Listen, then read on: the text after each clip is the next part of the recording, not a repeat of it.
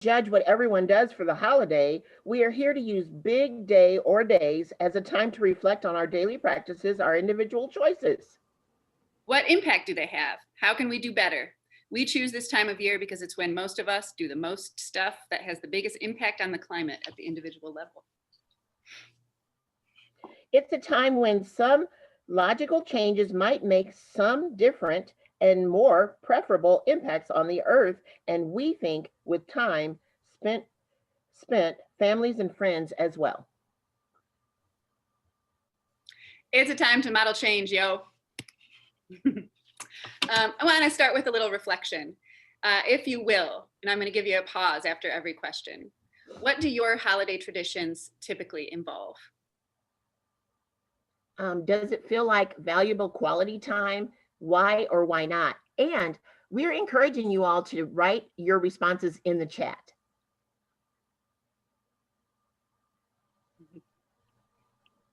And we'll give you about 30 seconds to write your responses in chat.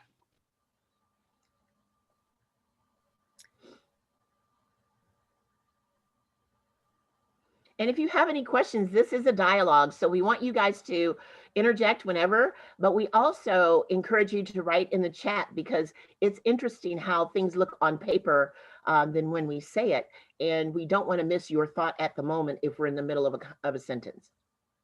All right, so this one, if you have an answer, I would love to hear those answers out loud, and maybe just unmute yourself and shout it out, and then you can mute yourself again. So yeah. Why everybody? Why do we holiday really? What is the real purpose that we get together for holidays?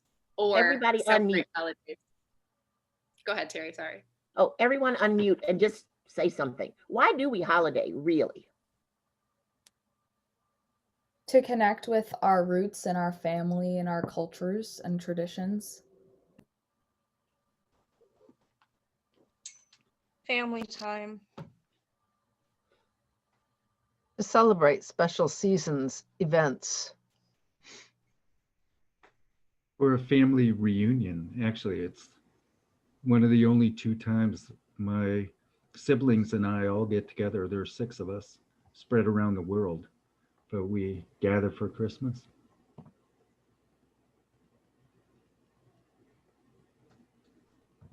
For me, it's a pause for gratitude and just being present. Nice. Do you think our intent matches most of our actuality? Is what we see in the way that our country celebrates the holidays these days, does that do that for us? Does it give us an opportunity to do those things you just said out loud? Go ahead and give us a hand signal, thumbs up, thumbs down. I think that societally, probably not. We've turned our holiday season into something very consumeristic. But I think that personally, individually, a lot of us try to match the original intentions of the holiday season. Right. I'll just add that my family, every year we have this discussion that, like, oh, do we have to do presents this year? We just like food and getting together. Can't we just cook a big meal together? But we always fall back on that tradition of buying presents. Our family has decided that only kids get presents, so only the little ones. And we went through. We do have a new tradition where the adults give each other gifts, but the gifts are donations to a cause that the recipient chooses. And this past year, actually, we restricted it to female candidates in close races. That's cool. So how do we change that if we don't feel like it matches what we want? And we're not going to answer that. We're going to answer that one with the rest of our presentation. How do we change it? Thank you for sharing, y'all. So brace yourself. There will be a quiz at the end, and you will receive a graduation certificate. It is the end of the semester. We're entering How to Holiday Differently School. So different parts of a holiday. This is the how of it. We do food, travel. This year's going to look different, everybody, hopefully, or it'll look different in some way for most of us. Food, we travel, share gifts. All those gifts involve packaging and bags to carry them home in, decorating all of our spaces to celebrate, and sharing space. And the why. Yes. So every holiday and everything in our life is focused around our wellness wheel. We know that we have physical, social, intellectual, environmental, spiritual, and everything works together for the good if we can keep it all in balance. And we think doing your holiday differently can be better on the planet, and also get us back in touch with some of these pieces that feel more dear to more about the heart. A reminder, we're powerful, everybody. I think in many ways, we are learning how quickly we can adjust and pivot and change this year. And I want that to be a reminder for us of our power to make a difference, and with all of the little actions that we can take. And this is the year for it. This is a quote. I need to try to move your pictures out of my way. There we go. This is a Jonathan Safran Foer quote, that We Are the Weather author, that talks about the conflict that we have with knowing that there's an issue and knowing we need to do something about it, but how hard it is to try and change those habits in ourselves. So we're talking about a critical moment in history when there's this very strong desire to do the right thing, and a huge amount of energy coming from student communities and religious groups and individuals who are increasingly talking about the environment, but how the right thing still isn't happening.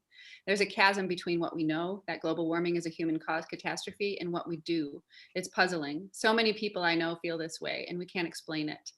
I'm a pretty informed and progressive person, yet I've done virtually nothing to alter the causes of the crisis. There are a lot of good reasons for that. It doesn't come down to people being ignorant or evil. It's a uniquely difficult problem to address, psychologically and emotionally. Uh-oh.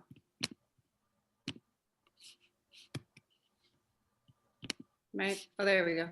Okay. So one of the people that I admire, one of the reasons and one of the people that I admire here in town, his name is TJ Duckett, and he used to play in the NFL for several different teams.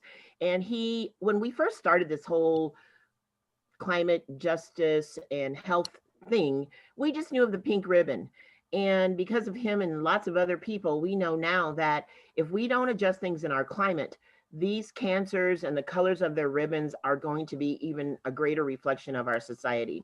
And TJ's philosophy is each of us can be a single raindrop and be the beginning of a flood. So be a raindrop and start a flood.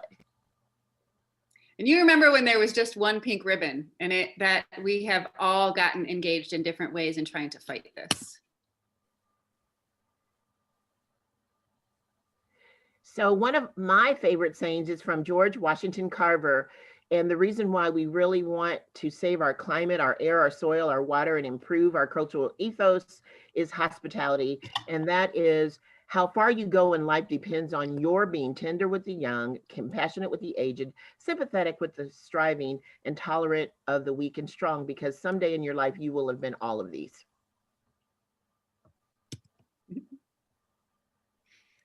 So we've learned some things from COVID-19, the pandemic impact on all of us. And this is some information from, somebody yell at me if my computer keeps telling me my internet's unstable. So somebody just yell at me if you can't hear me or something quits. So a lot less, they're like positives and negatives, right? So a lot less air pollution, but a lot more waste. I stuck this in here because I think there's a lot to learn. I think this moment provides an opportunity for the way that we are doing life as a whole, but particularly with the holidays.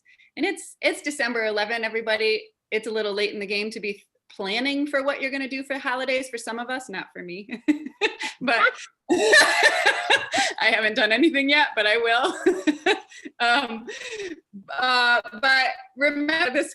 all of this can apply to all, like we're always gathering for some reason, hopefully, we're always thinking about how to appreciate people. We're always like choosing meals and choosing gifts and choosing the way that we do our daily lives. So this applies to every day. And COVID has taught us some things. Many of you, I think, that are on this call today have said this quote, and I think Dave Careau, you're one of them, Paul Clements is one of them, that the climate change issue is one of those that is befuddling in the way that we know it's coming at us and we still aren't doing enough about it. Like we know it's threatening our lives, but until we are forced to make a change, it's not enough motivation to make us change. And COVID might be an example that if we are loud enough about it, we can lean on it. Donna posted an article on the KC3 Facebook this week that connects the pandemic really well to climate change and talks about what that might look like in the future. And so let's pretend that we're being forced to change. I'm going to start breaking down the parts of our holidays. So travel is a good example of something that's been changed for us. We just can't do it as much. In 2019 was the largest amount of flights ever on a Thanksgiving holiday. That's what this is showing. That's last year, and this is last year. And images are powerful. I love this one. For a dark, cool looking. Flights 2019 through the in May. Look at that, 162,000 flights. This is what happened because of the pandemic. There are over 1 million less flights during the November holidays. What do you hope that our young ones learn from our holiday traditions? Isn't part of it about passing it on, about community? What are we passing on? I want to remember while we're thinking about the actions that we can take logistically, how that can inspire some different ways of being together and some different ways of passing on the way that we want to be as humans with one another, in community with one another, as well as taking care of our planet and planet better. And of course, charity begins at home. And of course, everybody mentioned it at the beginning. Family is so important, especially now. And I think we probably need to move faster, Jenny, so we can have chat time. We know we love our family. That's how I feel every day. Some of the things that we do at These are some of the ways that and you all mentioned some of them. I know for us, we own the BFW building in our town, and we set up a guitar, a drum, a piano, and a whole bunch of eating. And if you got a joke or a song, you can go and sing it. And if you're really good, some people might stop and listen. And if you're really bad, we just continue talking while you're doing your talent. I think you can do these things on Zoom, everybody. Yeah. 150 people are not coming to the VFW in Higginsville, Missouri this year, that's for sure. So this is a reminder, like, think of all the things you remember from getting together or being with your loved ones. I don't remember a whole lot of the gifts I've received, but I do remember so many experiences. Where do we start, everybody? Where do we start? Right where we are. If you want to do better or help others do better, I recommend starting with measuring exactly what your output is now. Use the carbon footprint calculator. Think about what you put out on the holidays. It'll give you what I termed post-accomplishment congratulatory fodder. Remember to think about the things that you can and cannot change. There are some people who do not want to be preached to. Think about ways to deliver information and be an influencer be a model, not a preacher. Yeah. And there are some things we just don't have control over. So this is just a slide. Yeah, this is just a slide about our greenhouse gas emissions in 2018. And one thing to follow up with that is many of us have holiday trees that we have in our houses that we cut down. And there are so many statistics about the 300 million trees that are growing and how each year we use 30 million of those trees and how we could transplant that significant loss of greenery in our atmosphere. So a reminder of where we're putting out the emissions, and though on an individual level, which is what we're talking about today, we often feel like we don't influence these, but our daily choices drive what industry is doing. And this is on an individual breakdown of where we have emissions over the holidays. Yay. Remember, manage your gas, everybody. Manage your gas. In more ways than one. We talked about food, right? Terry and I had fun putting this together. Okay, so today's CO2 emissions is at 412 parts per million. Where do we stand in relevance to others compared to others? That hot pink is the United States. We are at, that says the share of the world's carbon footprint. We're at 15.6% of the share of it, and we are 4.5% of the world's population. That means we have a bigger job to do to move the meter. And this is, I never found one of these kind of infographics before. This looks at Michigan and all the rest of the states. And I say, y'all, let's be more like California, New York. Let's be more like those folks. All right, food. Food is a big part of it. I'm hungry. Food and arts and crafts solidify our culture, right? Yes, food and arts and crafts. Okay, so this is the global greenhouse gas emissions, and food, all the ways that we do food are 26% of it. This is from Our World in Data. And then on the right there, that's a breakdown of all the parts of the food supply chain and consumption that contribute to carbon emissions. Ways to do food differently. These are, I think, all from the Drawdown book by Paul Hawken. Reduce your food waste, buy the right amount, save your leftovers, mind your packaging. Eat a plant-rich diet. Veggies have less carbon dioxide output than meat. Think about your food miles. Buy food that is from local places. There are so many local places in our area that are ready to sell you food for the holidays.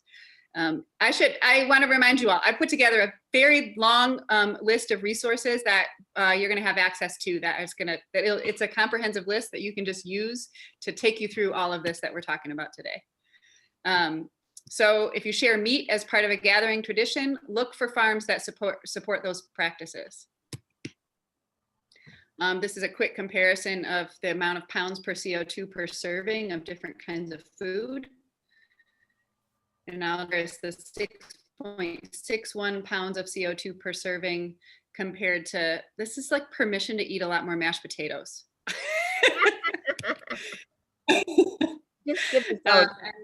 And then this just looks at the greenhouse gas emission totals by food source. And again, meat is taking up a huge piece of that. If you're going to eat meat that is doing it well, that is doing it in a regenerative way. And we don't have to eat so much of it.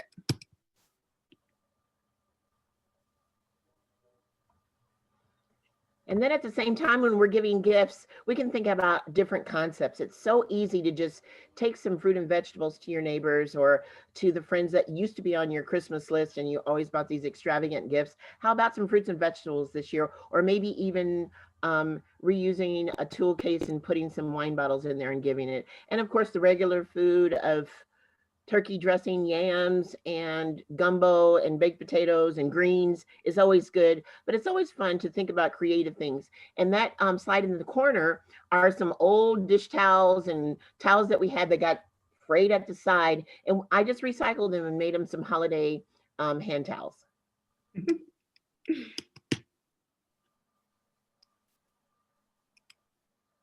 And then, of course, healthy care packages and beverages rock. We all probably have a Keurig, that's the new thing. But instead of using those plastic cups, how about get those recycled cups? Let's look at some healthy snacks. And again, giving people a Yeti type cup or a reusable cup. And of course, giving a book about the teas that you give when you give a gift to help people be educated. And of course, supporting fair trade and maybe getting coffee from a country where there's a program that helps with underprivileged opportunities in other countries. Food waste is always shocking to me. So 40% of all the food produced in the United States is wasted. $161 billion worth of uneaten food at retailers, restaurants, and homes. $1,500 per person of wasted food every year. Methane released by food is a greenhouse gas 21 times more powerful than carbon dioxide. Food makes up 20% of landfills weight in the single largest municipal waste source. Think about how you waste your food. Plan appropriately. Give away your leftovers. Use this cool guesstimator. It's fun to put together these kinds of things because I found a lot of stuff that I've never seen before. Guesstimator, guys, you can plan your holiday meal or any kind of meal there's a link to this in the resource page. You can plug whatever you are wanting to serve and the number of guests and even the types of food into this guesstimator, and it will tell you how much to get. You can even tell it you want leftovers, and it will tell you how much to add for leftovers. Love that. Terri. So this year and many years in the past, we decided that we're not going to cut down a tree, but we're just going to get that smell that we all want. We love the aroma. And these are some of the things that I've made over the years to make sure that our house smells like Christmas without killing a whole tree. And it's just a matter of cutting the sprigs at the bottom of the pine trees that are on our property.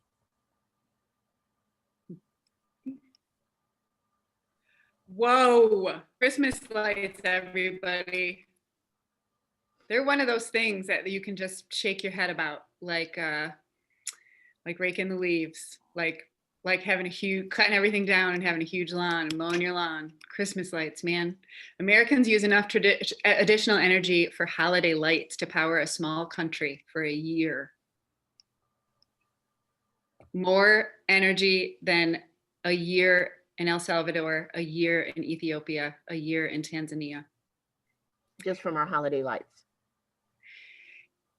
If you use LED lights, it cuts power use by 90%. There are also solar lights available. But I would just encourage everybody to be creative and decorate without lights, period. Think about why do we decorate our houses? How can we do that differently? And maybe Like when this. we decorate, we could use some subliminal messages that are non-traditional stockings, but they send a message of let's save the mermaids.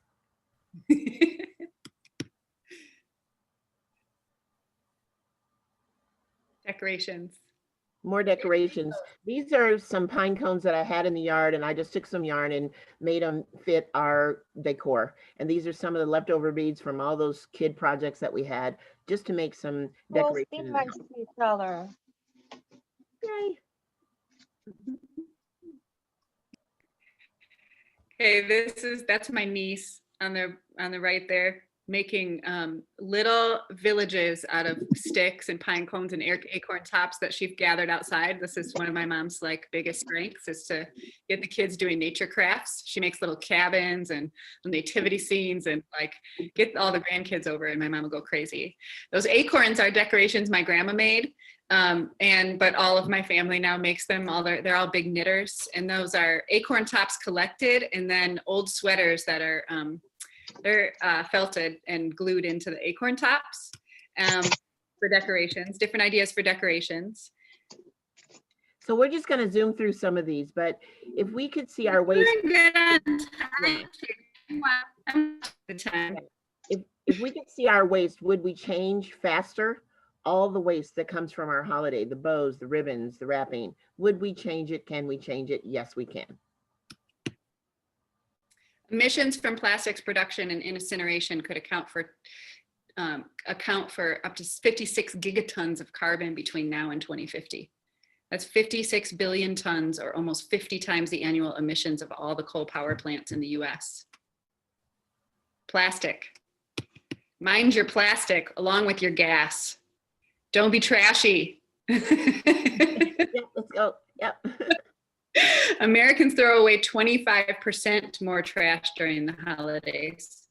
If every family reused just holiday ribbon, the 38,000 miles of ribbon saved could tie a bow around the entire planet. There's some more things there.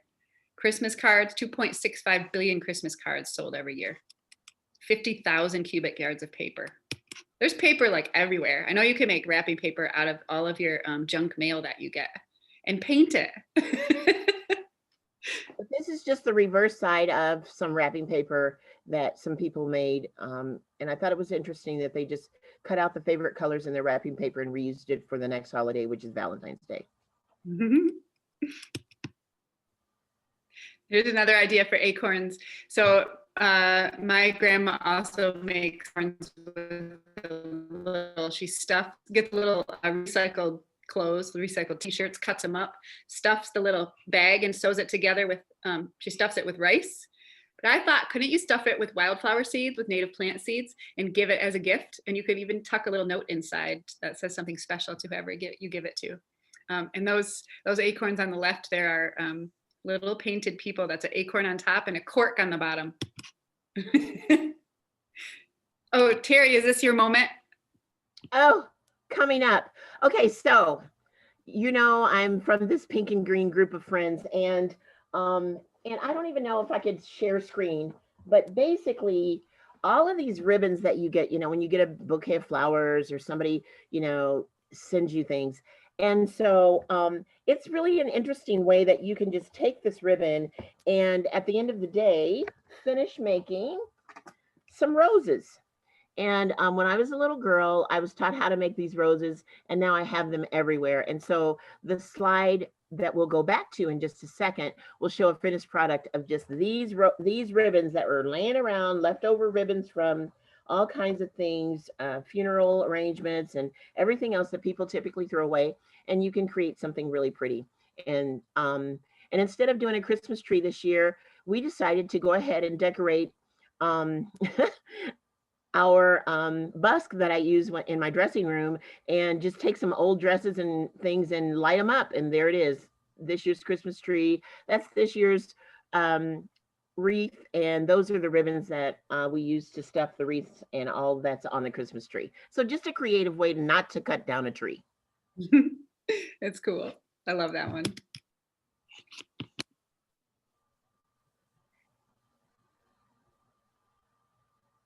Terri.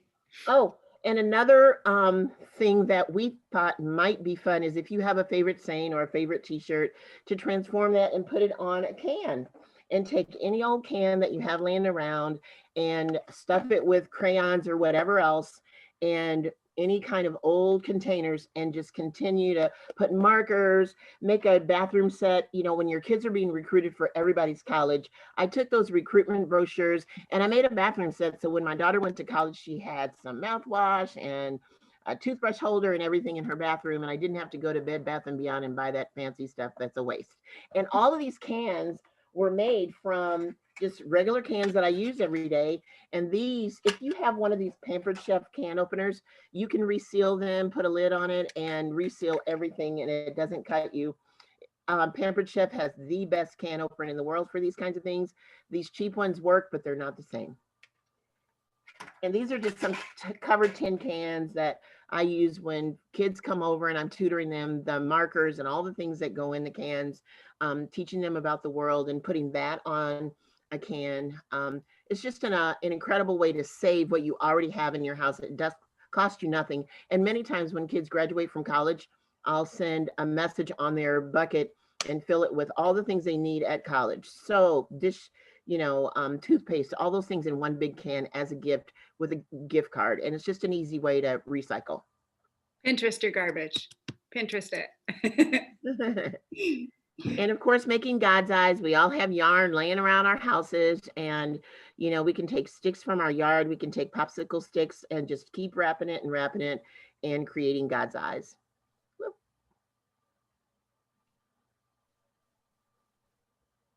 And then this year I have a favorite artist. His name is Charles Bibbs, and I'm really inspired to change America in a good way. And so I just covered some old pillows that I had and made some art transfers and updated my decor. What will your traditions be? So these ideas are ways to think about what the messages that we're sending to our future generations. When we're getting together and just like shopping all this time, building up garbage and giving each other gifts and feeling like nobody really feels good with the pressure of the gift giving, right? Ideally, it's you get to think about who someone is and what they might like and the ways that you want to be together and how you're spending the time you share together. I think this is a good year to think about that in a much deeper way. If you can only be on a Zoom call with your family, what are you going to talk about? Do you have questions to ask them? Can you share favorite songs? Can you talk about what you learned this year? What are your traditions going to be? This year gives you an opportunity to like make a change for all the years to come. What do you want your traditions to be that teach your children? And the one thing, survival practices. one thing that I really appreciate this year is my nephew and niece who are 5 and 7. They read the bingo numbers.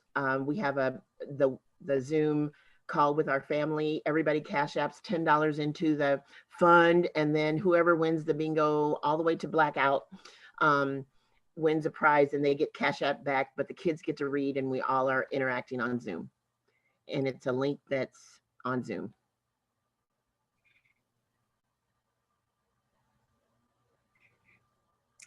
Terri has all these lovely messages, like ways to share really good messages with people. Make a recycled gift, use something that is already garbage in your house, turn it into something that's sweet and useful to give away, and put a message of love or a message of inspiration on it. So we can float right through these, Jen, I think. Yep. And this was me being overboard. I am so in pink and green heaven right now. You have no idea.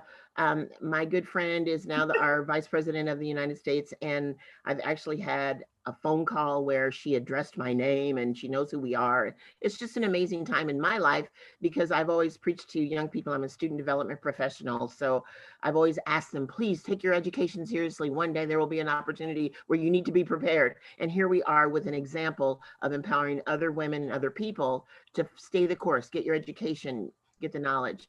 And it can start by us inspiring people in our own local high schools, inspiring words that we share. This is a list of all the women that we admire in our sorority group. I don't know if you're aware of Alpha Kappa Alpha sorority, but not only is Kamala Harris and Michelle Obama in our group, but there are some familiar names there that you may have heard of. Gladys Knight, Coretta Scott King, Jada Pinkett Smith. The list goes on and on of the people that we really, Ava DuVernay. And then of course, my favorite is Althea Gibson, the tennis and golf wonderful person. And then of course I am into literacy, so Maya Angelou and Toni Morrison are all in our group, and it's just a wonderful opportunity to celebrate them when you give a gift. And that's the gift, a triptych that I made. Yesterday was my anniversary. I've been in this group for 37 years, and that's a gift that I gave one of my friends because she's going through a lot. And I got to, and of course, Rosa Parks is our sorority sister too. So it was just a way to help her in her journey as she's getting through this COVID pandemic. And of course, it's the year of the woman. You all know that I am the Ruth Bader Ginsburg fan, and I love what she stood for. So that's just, it's the year of our woman. And the next slide will explain there's so many things going on with women right now. I think Mother Nature is speaking to us. Are we listening? Why isn't Mother Nature Father Nature? I think it's because, I'd like to say, it's because we're important. And I know that you all may not be as much into sports as I am, but last week's football game was proof positive that women are making a difference. And when we had the soccer team national championship goalie kickoff for Vanderbilt, it was a statement. And our good friend Derek Jeter just hired a general manager at the Florida Marlins. I think that's an amazing statement about women and where we are today, because it seems to me that our sports world does dictate some of our culture. So let's woman up like Denise, y'all. No. And it's also this year's 100th anniversary for Women's Equality Day. And look at so much drama that happened this year. We started off, in my world, this is what it looked like. Kobe, oh my gosh. Then George Floyd, then all this other protesting. And then, you know, my good friend Congressman John Lewis, and then LeBron won his 4th ring, and then COVID just took over a lot. So we got drama going on. But 2021 is a very nice, optimistic perspective. We hope that you all will take us seriously and remember you could make money by doing a recycled project that might net cash and also save you money if you don't have to go out and buy it. We need to be cognizant of our earth. We know that the power of prayer is important, and all of us have a higher calling, and God is just one of those symbols of higher calling, but we've got to get through this dramatic time. And we're bringing closure. Are you ready for your quiz? No. And of course, there's so many sayings that we read in everybody's yard sign about our community. We believe that, kindness is everything is the bottom line. I know I have this yard along with my climate justice voter yard. I know voting is kind of over right now. I still have my climate justice sign in my yard to hold up our community. Let 2020 be a reminder that we need to dig in and do it different. Clear the way. Here we come. And be a dream. Start a dream. It starts with one person. Be a raindrop and start a flood. We're almost done. You guys, are you still paying attention? It looks like it. And then when can we reverse the big bite of sin? What can we do together for better air, soil, and water? And a reminder to think about our impact. What impact are we having in our lives, on our planet? What's the message we share when we get together? What message do we want to leave our children? Let's put more of this in the way that we gather up. Congratulations, everybody! Oh, graduated. Hold on just a second. Oh yeah, wait, I'll on screen share. I'm gonna read this last quote. This is from Adrienne Marie Brown. I spelled her name wrong, sorry. I didn't catch that one. I would call our work to change the world science fictional behavior. Being concerned with the way our actions and beliefs now today will shape the future, tomorrow, and the next generations. We are excited by what we can create and believe it is possible to create the next world. I like that idea of science fictional behavior. Aren't there books that you read when you were a kid that feel like some of that came true? Like that's our imaginings can create new reality and influence each other during the holidays. All right, thank you everybody. You have graduated. Oh. You gotta get your glasses. Okay. So it's official. You all have graduated from the holiday celebration, everything. Good jobs, ladies. Dave, if you're looking for a new tradition, you can come and help me wash cans. Oh my goodness. All right, everybody, that was fun. Thank you. It was fun to put together. It was fun to work with. Terry got me getting goofy. Do you have questions? Anybody have questions? Or remember, we'll send you, we'll share with you a whole list of resources that has all the lists of how to reduce your waste, how to travel differently, which won't be as relevant this year, different gift ideas, lists of books that help people learn about climate change.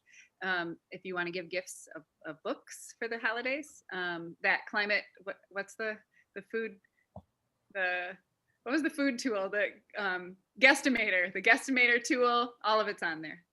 And Denise mentioned, and somebody else mentioned candles. I think that's an amazing idea, especially if you're using soy and some of the other healthy paraben-free things. But if you guys have any other comments, we'd love to listen and share. Dave? Yeah, so I put this link in the chat, but it may be a little more explanation. One thing I started giving my nieces and nephews maybe 10 years back were gift certificates for an organization called Kiva. It's pretty much, I think, the biggest international micro lending organization. And I think you have to give the gift certificates in multiples of $25, but the kids, like my nephew then, could choose from several thousand lendees who were all trying to, they had little projects that they wanted to get a loan to help out with. It could be buying more materials for their store. So, I mean, just this little teeny store somewhere in Palestine or something. And you can search by gender, by region, by country, by type of project they're looking to get a loan for, and you lend it to them. The kids can look and see who do they really want to help out somewhere else in the world. And the loans get paid back. And when they get paid back, then you lend them again. And you have a little more because you've got an interest on the original loan. So it is actually something that they can continue to do. And for my nieces and nephews, generally, it helped them develop a sense of how fortunate they were relative to others on the planet, and a sense of accomplishment if they could help them out in some way. So I think it was really good. I started it with when my nieces and nephews got to 5 years old, which is, I think, when they start developing a real conscience. So anyway, it's a cool thing. It's a Kiva gift certificate, and it's in many ways a gift that just they keep on giving with it. If they ever want to, they can cash out. So thanks, Dave. And I put in the chat, if you know anyone who has survived COVID and they have the antibodies in their bloodstream, to give plasma right now could save 10 people, just giving one time the antibodies that you may know someone who could give plasma. It could save many, many lives over and over again. And they pay you for your plasma. I'm not quite sure exactly the amount, but it varies from town to town and city to city. Are there any other comments? I'd love to hear other people's ideas, things you've done before that felt like sweet and had a lighter impact, wasn't full of consumerism. What are some other things you all have done? I just wrapped a gift yesterday with the packing paper that was in the box that it came in, and it turned out beautiful. Nice. Like, well, this is convenient. They sent me the wrapping paper, right? You know, my family, when my kids were little, our family was famous for, everybody could identify our wrapping paper. Admittedly, it's like I felt like it was ridiculous to spend extra money on wrapping paper, but also waste the paper. So we always wrapped all of our gifts in the old newspaper. It's fun to try to match the newspaper articles to the person you're giving the gift to. Or put something funny on there. We have shifted, at least with me and my kids, into giving experiences or like things that we can do together or things that they can do, and doing something for someone else, some kind of act of service. What else? I know in our marriage, everyone expects us to arrive with a gift in a brown paper bag because my husband is that person. You can unmute and defend yourself, but it's true. Have you ever shown up with pretty packaging? Not early in life, because I didn't realize you were just throwing it in a grocery bag and keeping it moving. Not cheap. I'm not cheap. He's so tight he squeaks. That's why we're resourceful. Resourceful. Okay. Reusing. I was way ahead of the game. I was reusing. Actually, you can reuse wrapping paper too, right? I mean, there's no reason to throw it out as long as you don't rip it to pieces when you're opening. So yeah, we have wrapping paper that's been used for I think the record is 11 years. Yeah, I grew up in a family that did that. We never had new wrapping paper, or rarely. But the other thing you can use are towels. Hand towels, gift towels for wrapping, or if you know somebody is a seamstress, a piece of fabric, especially if they're quilters. I was So just there's gonna lots of say, alternatives. my mom is a quilter and she uses blankets every year. She just wraps Same blanket every year. You toss it on the couch when you're done. One of the things I did was take wrapping paper and use it to cover some old shoe boxes. And then you just put different gifts in those same boxes from year to year. Good one. I just have to say how awesome this was, and joyful and fun, but real. Yeah. And I know I'm gonna try not to get emotional. So, you know, I grew up very, very poor, and there was a stage then in my life where I thought, oh my goodness, you know, we never had anything. But it's exactly really what you're saying. Looking back, I'm so rich. We had experiences. We made things for each other. We did things together. And that's exactly what you're talking about in this return to connection about what does it really mean? And what kinds of traditions do we want to pass on? So thank you. Mm-hmm. Thank you, Denise. Thank you, everybody. Well, Again. thank you all for paying attention. It looks like you all stayed attentive, and that's a bonus. It's so frightening when you want to have fun, but you want to give some facts. And I hope that we had fun during the facts. And Steve, happy Hanukkah. I saw your post, and we're just so grateful for Kwanzaa and Hanukkah and all the other celebrations this seasonal time and Advent season. And we just pray that everybody stays safe and get outside. Yeah, and Get go outside, outside vitamin E before that gray stuff happens in January that I don't understand in Michigan. But let's go outside. Denise, sharing the list of resources. I wondered if we could just send it to the emails of everybody on this call, or should we just post? Donna will post it maybe. I'm gonna share it with the email that will come out in about a half hour to everybody, so that everybody can bear witness to all these wonderful ideas. You made me put my decorative flower, my dried flower in my hair during halfway through the presentation because you got me motivated now. So yes, I also haven't done any of my holidaying. So thank you for these ideas. Not a thing. Happy holidays, everyone. Whatever you celebrate or do not celebrate, I hope that you take away these wonderful messages from today and have some restful connection and wonderful times. We'll see you all in the new year. Bye. Bye, everybody.